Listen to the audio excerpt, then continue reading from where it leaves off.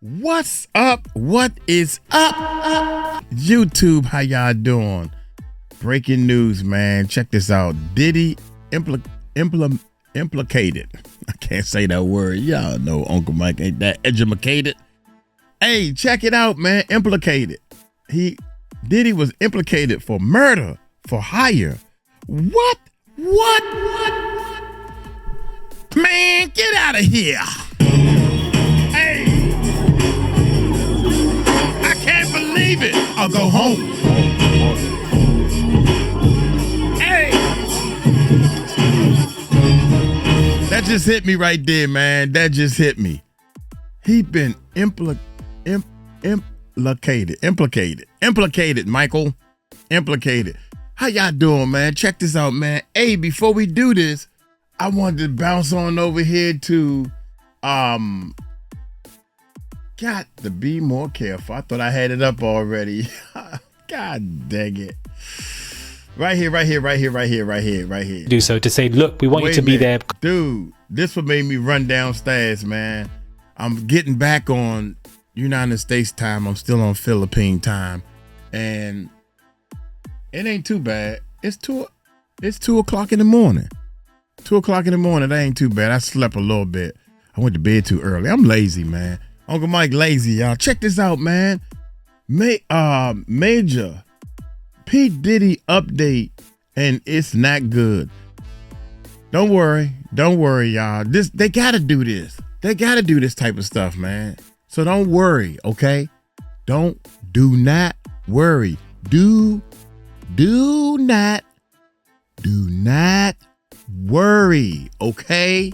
Here we go. Y'all hit that subscribe button. Hit that bell, man. Let's check both of these bad boys out. Let's check it out. Big update, guys, in the P. Diddy case with a new legal... guys, another hearing. We got another hearing, guys, and this one is a pretty big one. Hey guys, it's Murad Morali, daily and consistent content. Let's get straight into this video. Yes. Where, guys, it's been announced that the court set a hearing on the defense's motion to acquit or for a new trial for Thursday, September 25th at 11 a.m. This will take place, guys, at the 500 Pearl Street, where, you know, it's been going for the past, trial. Now, this is pretty big news. Pretty big news, major news. Judge Arun, guys, did not deny this hearing. He has allowed this to take place, which goes to show you that he is trying to be extremely fair. I don't think that Judge Arun is going to acquit Diddy of these two man acts. He's not going to say, you know what? I'm going to be fair. I'm going to be fair. I'm going to do some of this bull. I got to do some of the bull. I'm the judge. I need to. Like a little kid, daggone well, the kid been playing all day long in elementary school. Then all of a sudden it's time for nap time. Now they want to go to the bathroom. Now they need to wash their hands. Now they want to do this. Now they want to do that. Really? And you got to let them do some of the things. You can't deny a kid using the bathroom. Okay, I'll let you use the bathroom while you're in there playing in the sink. That's what's going on.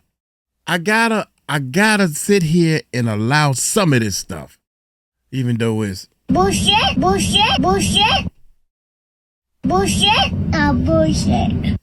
You're right. Let's scrub off the two man act charges. You don't need them. That's not going to happen, because if that were to take place, then what is the sentencing for? Because all the charges would have been gone. And also, Judge Arun ain't like that. He's denied Diddy the bail multiple times. He's not going to sit there and allow that. But for the fact that Judge Arun has allowed a hearing to take place for the defense to argue for why Diddy should deserve acquittal or a new trial, to me is dangerous waters. I feel like we are in dangerous waters now. It has also been confirmed that P. Diddy will also be present during this hearing, and this will be the first time that he will be present since the trial took place. So that in itself is definitely going to kick up some momentum. I think that this is a tactic. Of course, Diddy wants to look the judge in the eye. He was there. I remember I was there when he said to the judge, you know what, you've done a great job, just want to let you know that. And I was also there when he wanted to speak and everybody was shocked, but then the lawyer told him to shut up, and he did. So him wanting to be there is a tactical move that the lawyers have advised him to do so, to say, look, we want you to be there because we want you to look Judge Arun in the eyes, cry, or look empathetic or sympathetic, and that you've learned your lesson so that something could take place. Now, from this hearing, which takes place in 2 weeks, if Judge Arun grants Diddy to a new trial, guys, we are going down the wrong road. We are going to go through this all over again. We just did this in the summer. I don't want to take up the rest of my year covering the P. Diddy trial, honestly, because I feel like this particular next trial for Diddy is just going to be a bit pointless because it's 2 Mann Act charges. I'm hoping they do. That way Uncle Mike can say, didn't I tell y'all? I tried to tell y'all that this joint going to take over a year, 2 years. Right now, if the trial's still going on, it's been a year. Almost a year, y'all. It's almost a year. Give it one more month. He's trying to change the definition of what, a prostitute is. He also basically confirmed, A, that he basically was a John. He was somebody trying to get these. And B, his lawyer confirmed that, he was violent. So you've got these 2 things that are going to act against him in regards to the defense. I don't know what argument they have prepped.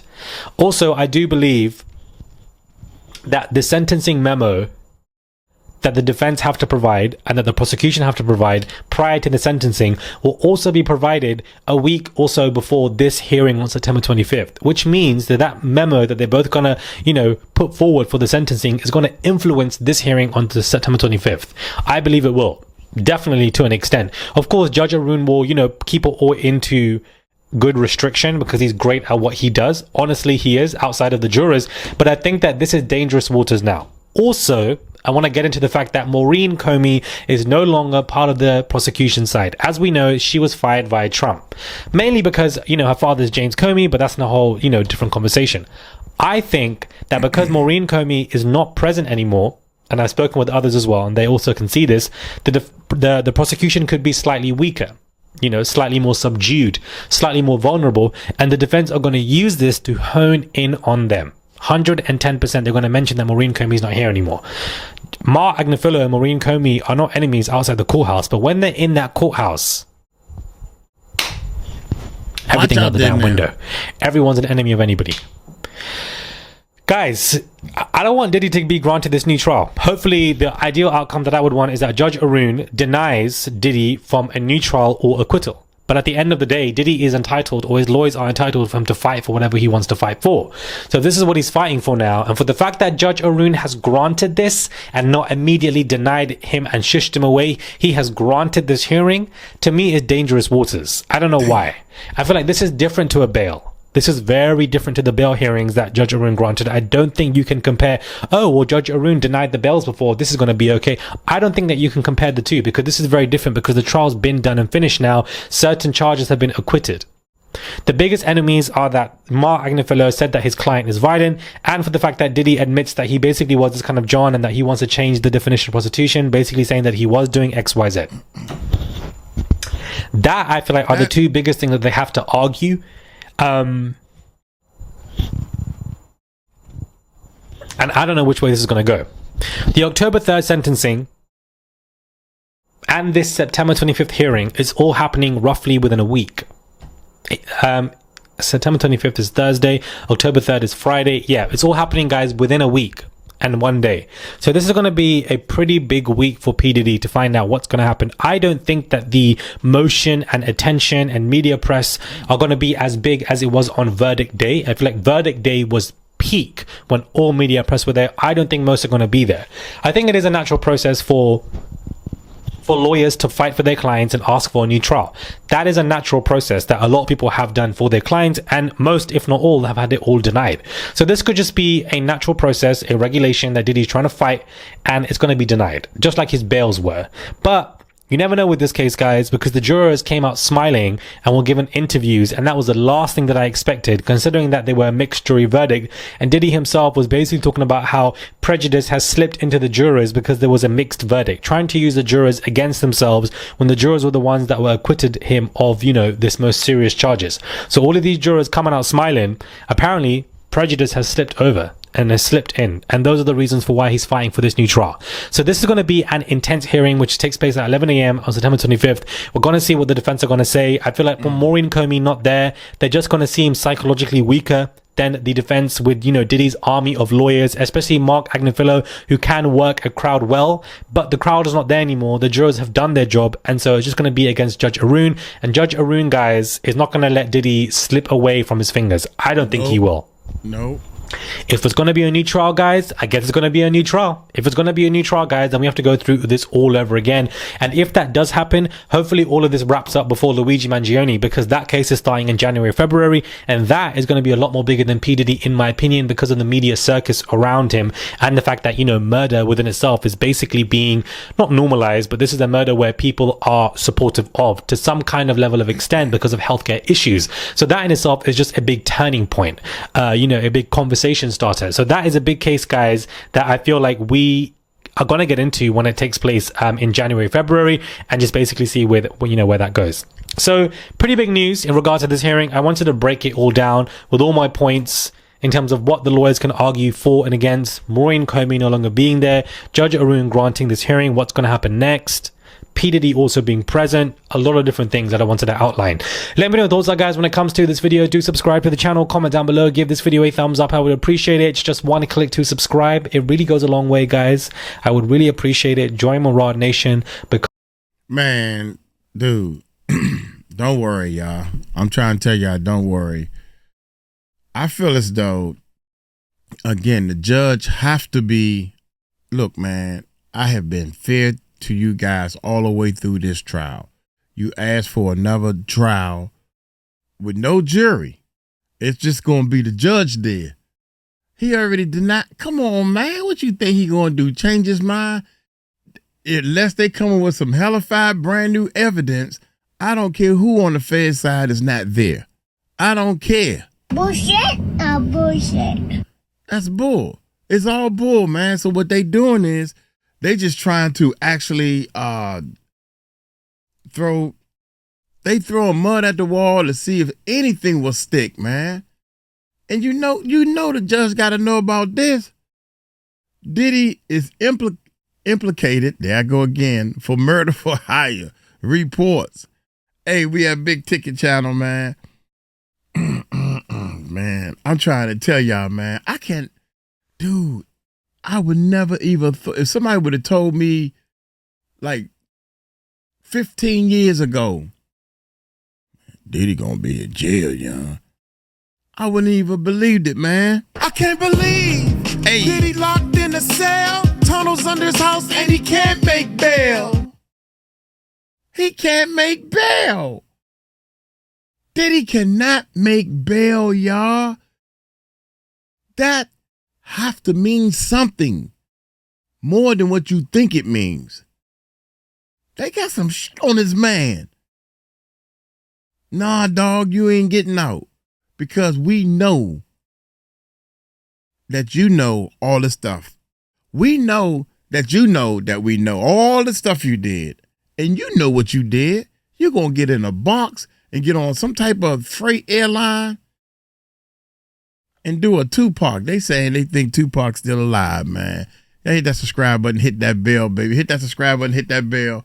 Let's check this bad boy out right here, man. This is crazy, man. This is crazy. Uh-oh. Big Ticket having audio problems again, y'all. We rolling. We rolling, y'all. Let me skip a little bit. Buddy. Oh, there we go. Appreciate all y'all tapping on in. Like, share, and subscribe as y'all come on in the building. Yeah. Y'all already know what it is, man. Appreciate everybody that's going to come in here tonight. And I have some news for you guys tonight, man.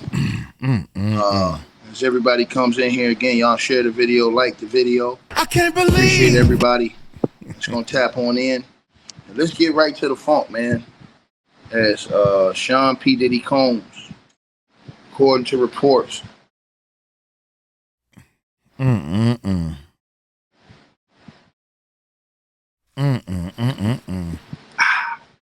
according to reports out of USA Today, Sean Diddy Combs has been implicated by Keffe D in a murder for hire.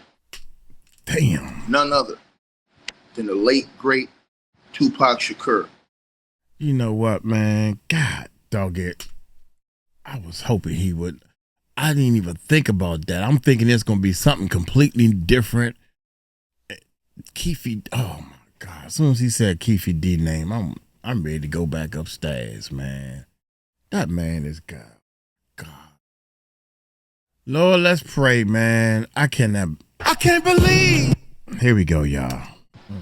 Today, USA Today, it's being reported that Keffe D reportedly has now told the officials, oh my God, Tupac Shakur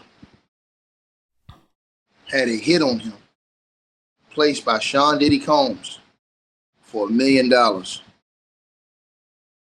Now, and how long ago let's was get this? right into the nuts and bolts of this shit. And I'm going to read the article to you guys.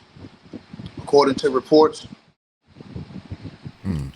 from USA Today, it says as members of two California gangs pulled out of a Las Vegas boxing match in September of 1996, Tupac Shakur, the most famous rapper in the country at the time, it says sucker punched a rival.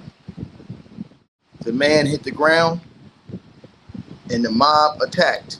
Shakur, along with Death Row Records executive Marion Suge Knight and members of the Blood Street Gang, beat him until security showed up. The man declined medical treatment and would not tell the police what happened. But he did tell his uncle, Dwayne Keffe D. Davis, a leader of the Crips Street Gang, wanted to help his nephew get revenge. But in a Drug Enforcement Administration report detailing a secret police interview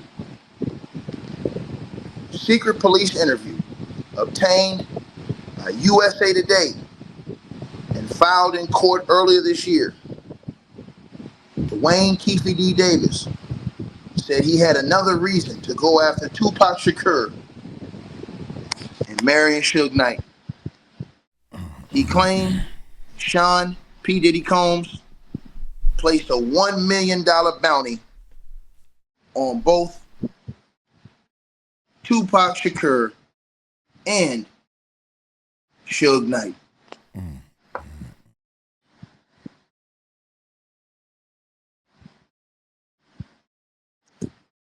Hours later, after the beating at the hotel, Tupac Shakur was shot in a drive-by. He died several days later. Suge Knight was grazed in the head and survived. Keffe D was charged with Tupac's murder in 2023. The allegations that Sean Combs had put out hits on Shakur and Suge Knight was highlighted in a filing by Keffe D's lawyers later that year. Around the same time, federal investigators target Diddy for a host of unrelated crimes.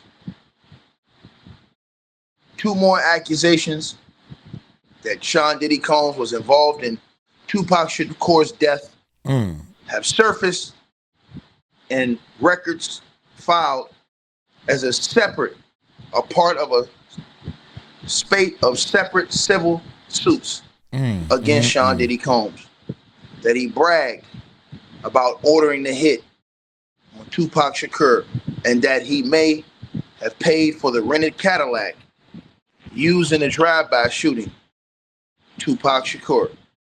Tupac Shakur's murder and that of rival rapper Biggie Smalls, who was shot in March of 1997, have been scrutinized for nearly 3 decades, both in the media and in the courts. Killings have spawned conspiracy theories of cover-ups, hitmen, and cops on gangbangers' payroll.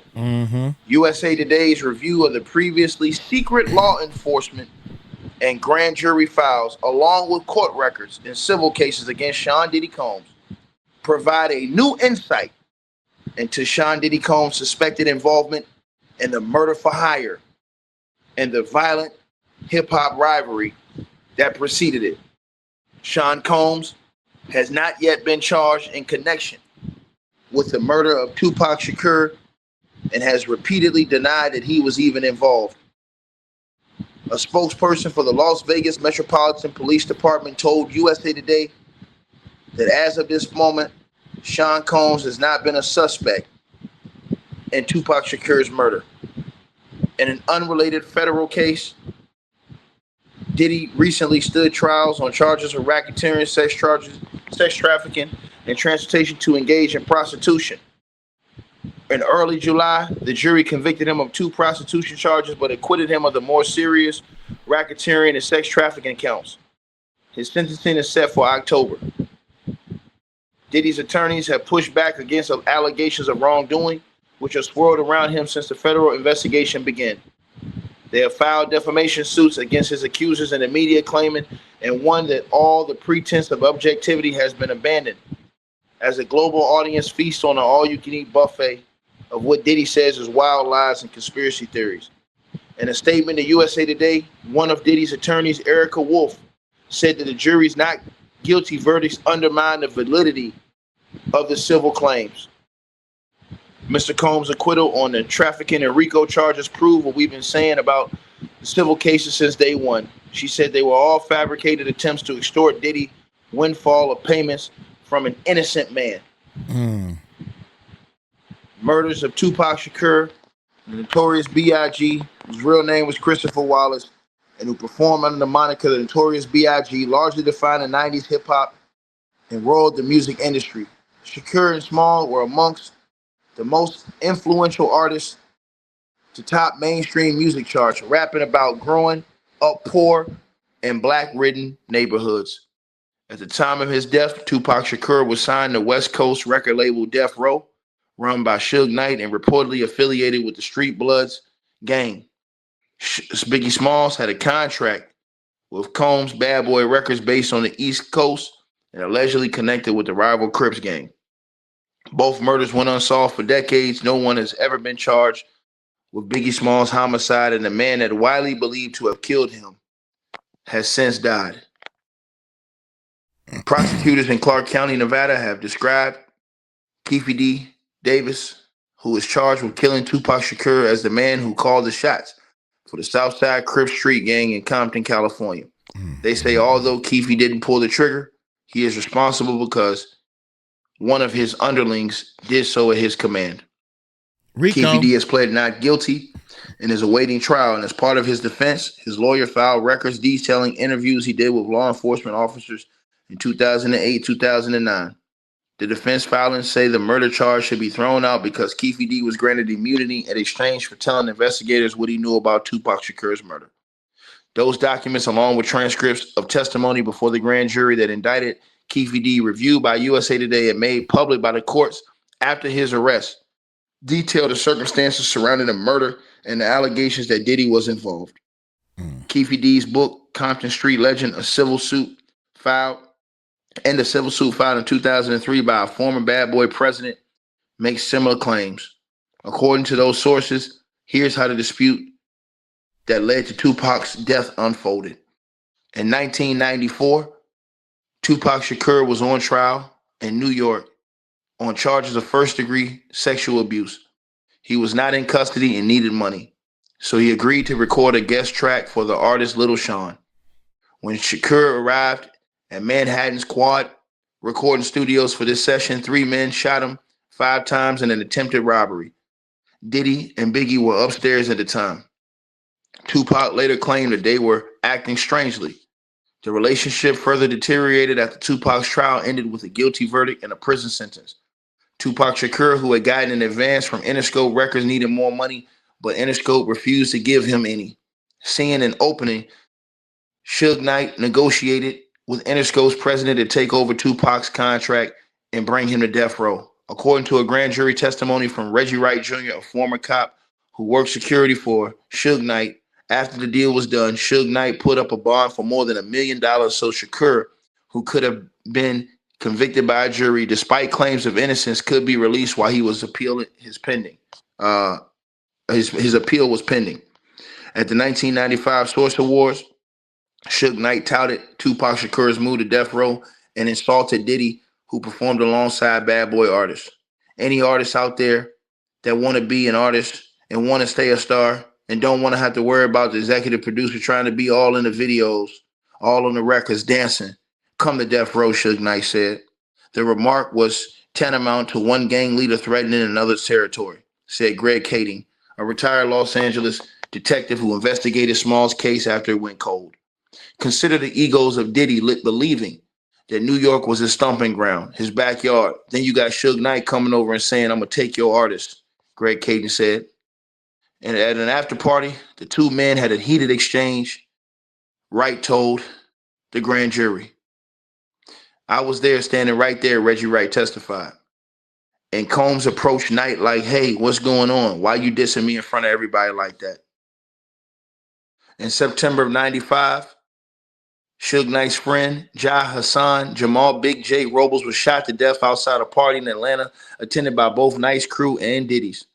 After that, Keffe D and the Southside Crips agreed to provide security for Diddy when he needed travel from New York to enemy territory on the West Coast. Keffe D wrote in his book that Combs has denied involvement in the shooting and affiliation with the Crips. Excuse me. At a California stop on the 1995 Summer Jam tour, where Biggie Smalls and other hip-hop acts performed, about 40 Crips protected Diddy's group, according to Keffe D. Keffe D also told a joint state and federal task force that night was the first time that Diddy expressed a desire to have both Suge Knight and Tupac Shakur murdered.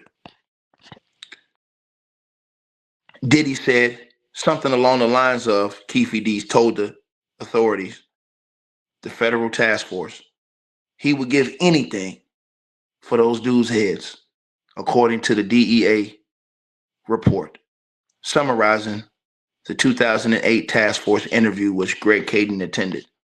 Later, Keffe D says in his book he got a call from one of Combs' East Coast associates, Eric Von Zip Martin. Using Combs' nickname at the time, Martin said, yo, Puff say he need to meet with you. Come to meet with us at Green Blast Deli on Sunset. At the Los Angeles Deli, the group sat on the patio smoking reefer. When Keffe D went inside to order a pastrami sandwich, Diddy followed. The two stepped away from the counter to speak privately. Keffe D says that Diddy referred to Suge Knight and Tupac Shakur and said, and I quote, I have a couple problems I need to be handled. Big CEO and Pac, end quote. Keffe D then said that the bounty was $1 million, according to the DEA report. The same claim had been made in a 2003 lawsuit by former Bad Boy president Kirk Burroughs. A judge quickly threw out Burroughs' suit, which also accused Diddy of involvement in Robles' death. Since being charged in Shakur's murder, Keffe D has attempted to walk back his statements. He now says his book was largely written by a co-author, and he hasn't even read it. Keffe D also recently claimed that he was at home in Los Angeles, not in Las Vegas on the night that Tupac Shakur was shot. Greg Kading later wrote in his own book about his team's cold case investigation. He said he wasn't sure at the time what to make of Diddy's alleged statements about wanting Suge Knight and Tupac killed. How do we interpret that? Greg Kading said in the interview. Did he really intend that, or was he talking out of fear or desperation? Back then, the police were unable to find any evidence to corroborate Keffe D's story, and Greg Kading thought Keffe D may have misinterpreted Diddy's statements. But the last rash of allegations against Diddy has given the retired police detective pause. We're starting to see a different side of Diddy than most of our impressions were back in the 90s and early 2000s, the police officer said. A little more calculated, a little more egomaniacal. I'm slightly shifting toward maybe there was more intention than I originally considered. In 2011, the year Kading's book was published, Diddy denied ordering a hit, telling LA Weekly the story is pure fiction and completely ridiculous. The September 96 boxing match between Iron Mike Tyson and Bruce Seldon lasts less than 2 minutes, about the same time as the beating that followed. The attack on Keffe D's nephew was prompted by a brawl at a California shopping mall early that month, according to the grand jury testimony. During the melee, one of the Crips allegedly snatched the gold death row medallion worn by one of the Bloods, according to the grand jury testimony from Crips member Devonta Lee, who saw it happen. Only a lucky few of the Bloods faction, known as the Mob Piru, had received the gold and diamond medallions as a Christmas gift from Suge Knight, which they wore as badges of honor. That's like taking somebody's crown, Lee told the grand jury. It means something. Fearing retribution during the Las Vegas trip, the Crips stuck together. But then Keffe D's nephew, Orlando Baby Lane Anderson, left the group to go to the restroom. The owner of the stolen chain recognized him from the mall, and the rival gang descended. After security showed up and the Bloods took off, Anderson and Keffe D, along with several other Crips, headed to the valet stand to wait for their cars. From his Mercedes-Benz parked nearby, Martin spotted Davis and motioned him to come over, Keffe D said in his book. Zip had a hidden compartment that he opened up, reached in, and pulled a black floaty Glock out, Keffe D said. He turned to me and said, "It's time to get the money."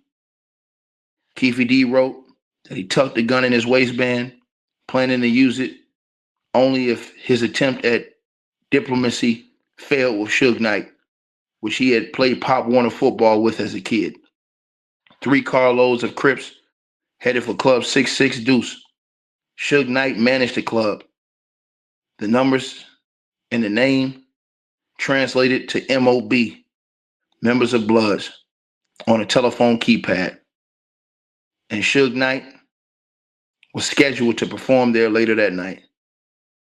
The Crips waited for an hour and a half in the back parking lot, but Suge Knight and Tupac Shakur never showed up. Keffe D and his crew got bored and went to the liquor store.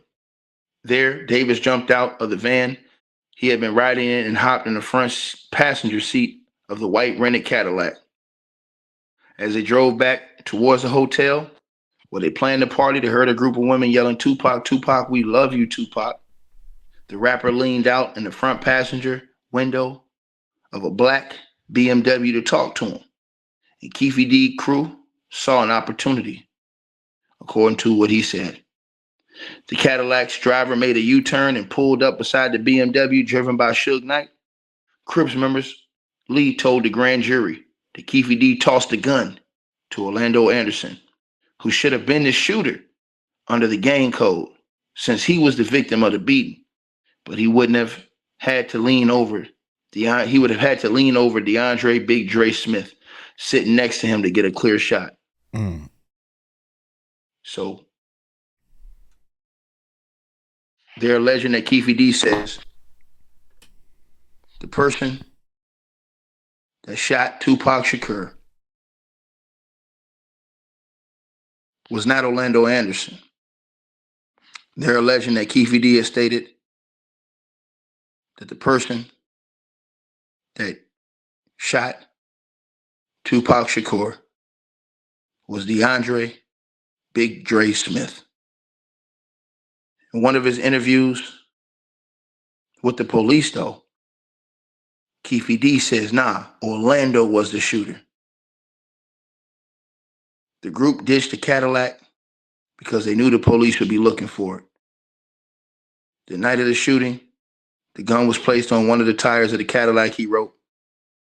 But when we went back for a car the next morning, the gun wasn't there.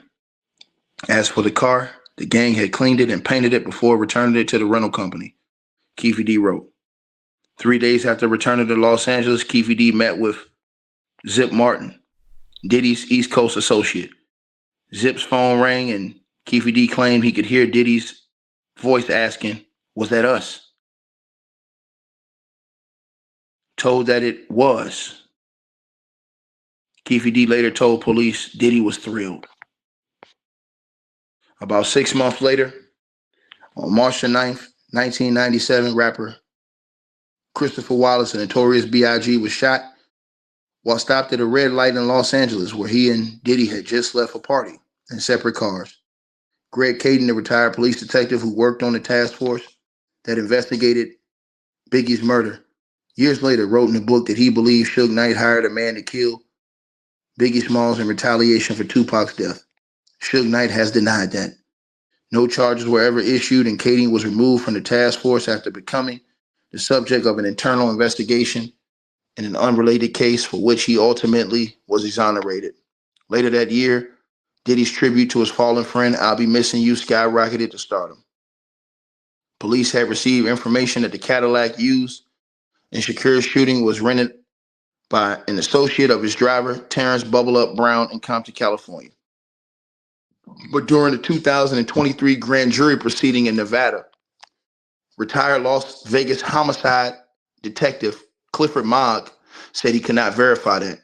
Mogg said the rental company, mostly often used by gang members, had folded and the records from 96 could only be checked with vehicle identification number of the car or the renter's name and phone number. Since I had neither of one of those, they were unable to provide any information, Mogg testified. But in one of the dozens of civil suits filed against Diddy since his ex-girlfriend Cassandra Ventura Fine first came forward with the abuse allegations against him in November 2023, former Bad Boy president and co-founder Kirk Burroughs said that Sean Diddy Combs orchestrated the fatal shooting and may have rented the car to use it. The new complaint was filed 20 years after Kirk Burroughs first claimed in an unsuccessful civil case that Diddy may have put a hit out on Tupac Shakur and Suge Knight. In the current suit, Kirk Burroughs said he witnessed instances in which Diddy expressed paranoia and frustration over Tupac's success, indicating a deep-seated need to diminish his rival's influence. The suit claims that Diddy allegedly made statements to insiders suggesting that Shakur's presence in the industry threatened his legacy, leading him to take increasingly aggressive measures to overshadow and eliminate all competition. The week before Tupac Shakur was shot, in 1996, Diddy hired several men to rent cars from New York to Las Vegas and back, Kirk Burroughs stated.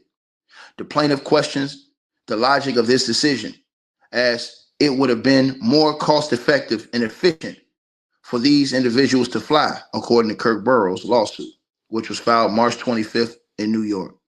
It continues to say that defendant Diddy Combs responded by telling the plaintiff to shut the fuck up, mind his business, and do as he says.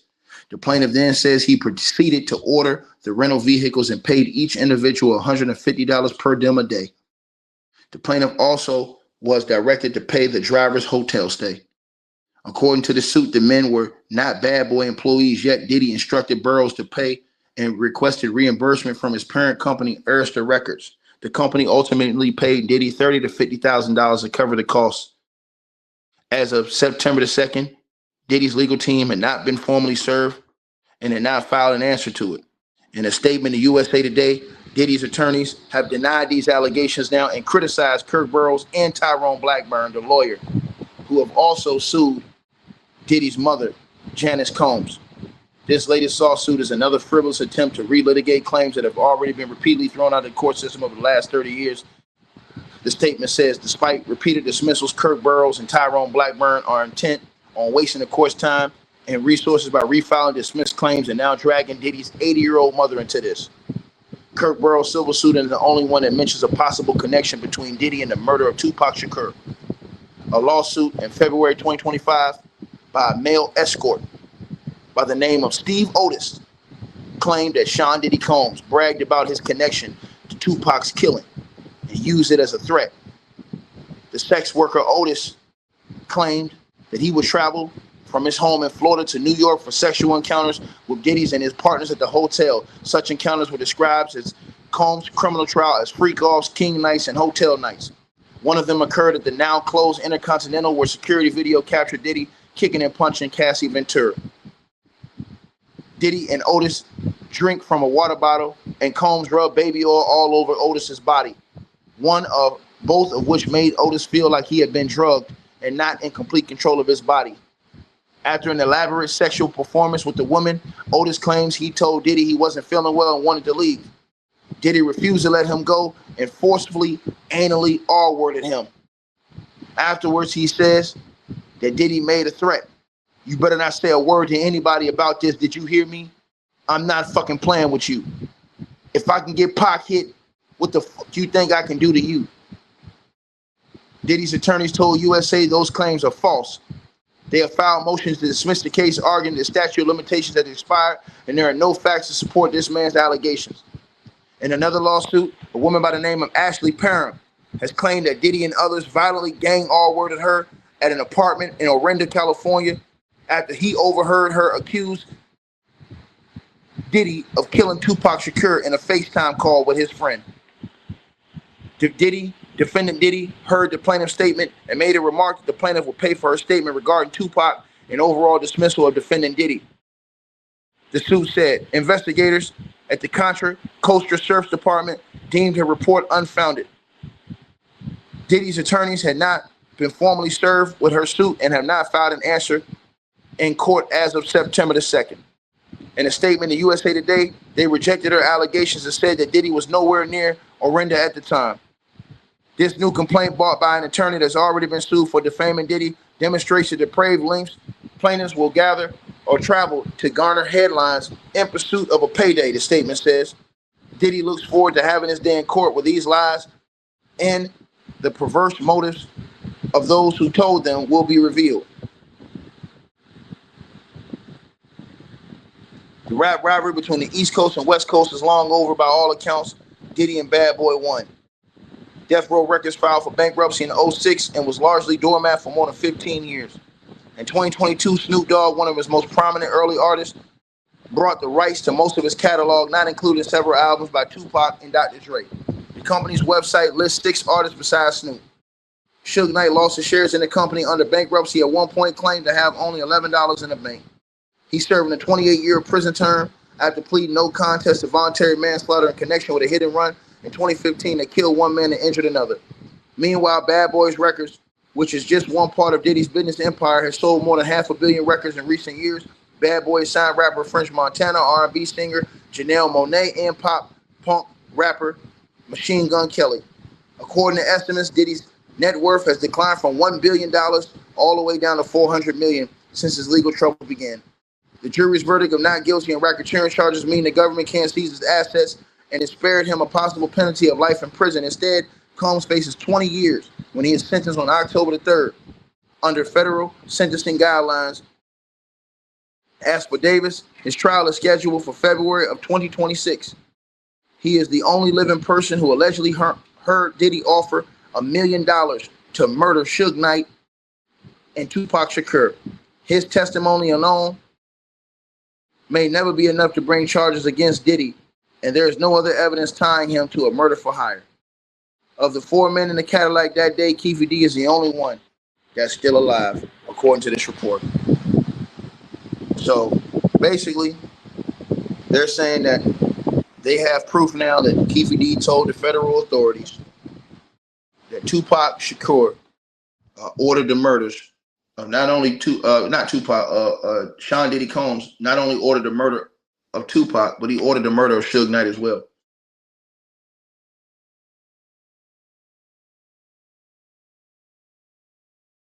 Crazy work.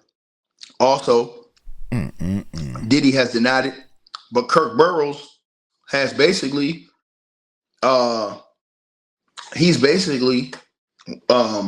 corroborated Keffe D's story to an extent. And then you have other people who said that and made allegations that Diddy bragged about it. The one man said that Diddy said that, hey, if I had Pac, bleep, what you think I can do to you? And then he claimed that Diddy R-worded him. Damn. Forcefully from the back. So, I mean, you guys can believe what y'all want to believe, not believe what y'all want to believe, man. You know, a lot of people going to say, man, when there's smoke, there's fire. You know what I mean? So now it's been confirmed today in the USA Today. You guys can go look up the articles in the USA Today today. That they've now confirmed that in secret files, Keffe D did implicate Tupac Shakur. Y'all smash the like button. Show how well damn near 2,000 likes. Keffe D did implicate Tupac Shakur in the murder. I mean, not Tupac Shakur, excuse me, Sean Diddy Combs in the murder and the attempted murder of Tupac and Suge Knight. So he did. Everybody was wondering, did he really go say that? He did, and they have the files. So we'll have to see what happens in his trial. His trial starts in February of 2026. Keffe D just got like a 4-year sentence, 3.5-year sentence in prison for a jail fight. So he's already got to face 3.5 years for that. But his trial starts in February 2026. And it's going to be very interesting to see what Keffe D says on the stand. From what it seems like, what they're saying his statements are, he's going to go all the way in on Diddy.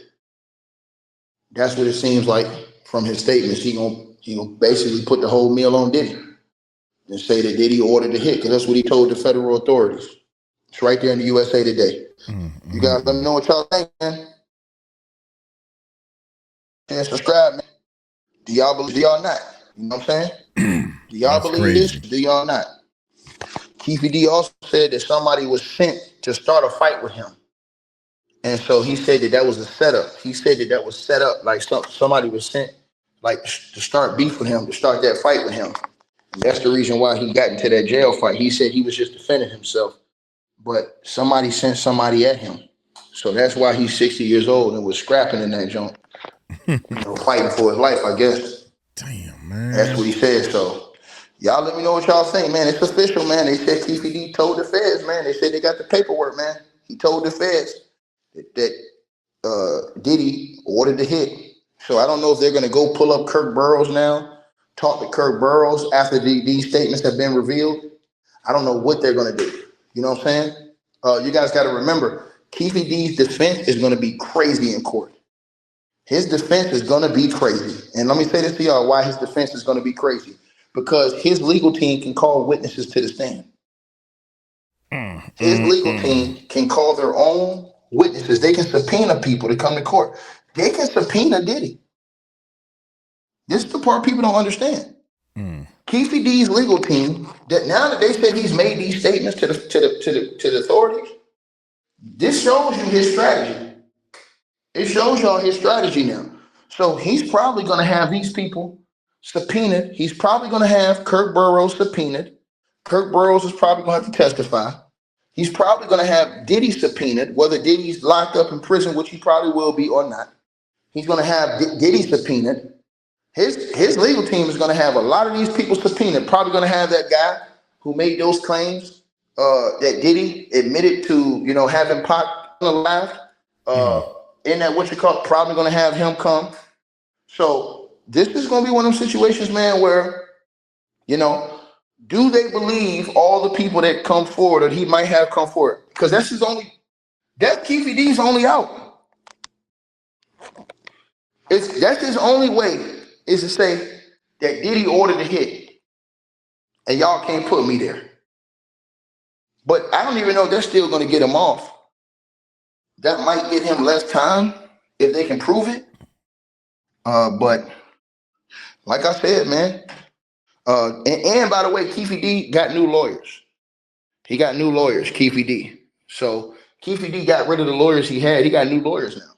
So this story is very interesting to see how this is going to, pan out, because Keffe D has a lot of stuff, man, that, is going to come up in this trial. Y'all let me know what y'all think, man. Y'all let me know what y'all think, man. But I'm pretty sure he's going to have Kirk Burrows go up there, because Kirk Burrows, he has some receipts still.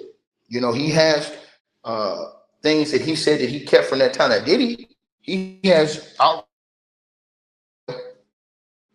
And so, we'll see what Diddy team has already denied this. So they say it's all a lie. The trial starts in February 2026. The trial starts February 2026. So y'all let me know what y'all think, man. Like, share, subscribe. Man, oh my God, Keffe D, it's funny how once they get in jail, do a couple of days, do a couple of weeks, about a month in that joint, and you done had enough. You willing to say, snitch, or do anything to get out of there. Isn't that a place you would prefer to be allergic to? I couldn't do it, man. I'm sorry, man. Call me a sucker. Call me a wimp. You can call me a bitch. I don't care what you call me. But you ain't gonna be calling me from jail. I believe that. You're gonna be calling me from the comforts of my own home. Look here, man. Y'all let me know what y'all think, man. I really think that everybody is throwing mud and dirt and stuff at Diddy.